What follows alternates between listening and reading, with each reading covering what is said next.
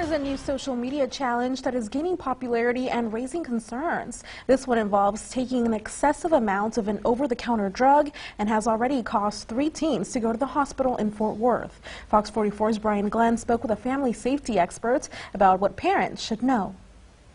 My first question for you is, how can parents police their kids' social media so they don't go down this rabbit hole of these social media challenges that could end them up in the hospital like we saw in the Benadryl case down there in Fort Worth?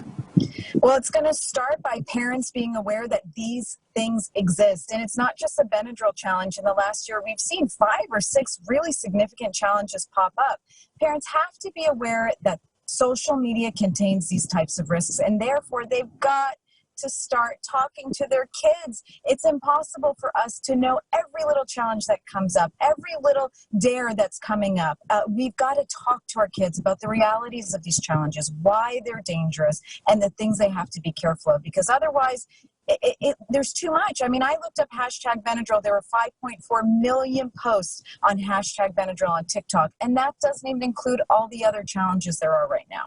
What age group are we looking at here? I know I'm imagining maybe a 10-year-old maybe falling into this trap, but then I'm imagining a 17, 18-year-old person that I would think would say, wait a minute, this doesn't seem right. But what age range are we looking at here?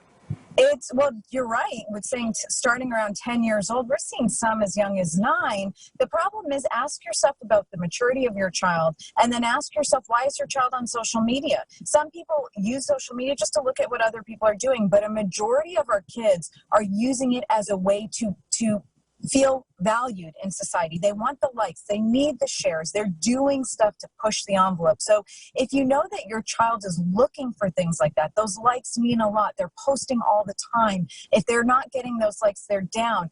They are probably more prone to fall into these challenges, and some of these challenges are really deadly. There was a serial choking challenge not too long ago. There's been a skull-breaking challenge. There's a lot of them going around, and they have very, very, very significant consequences.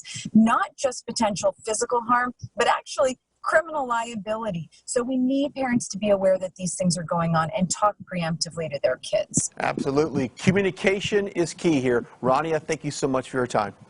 Thank you.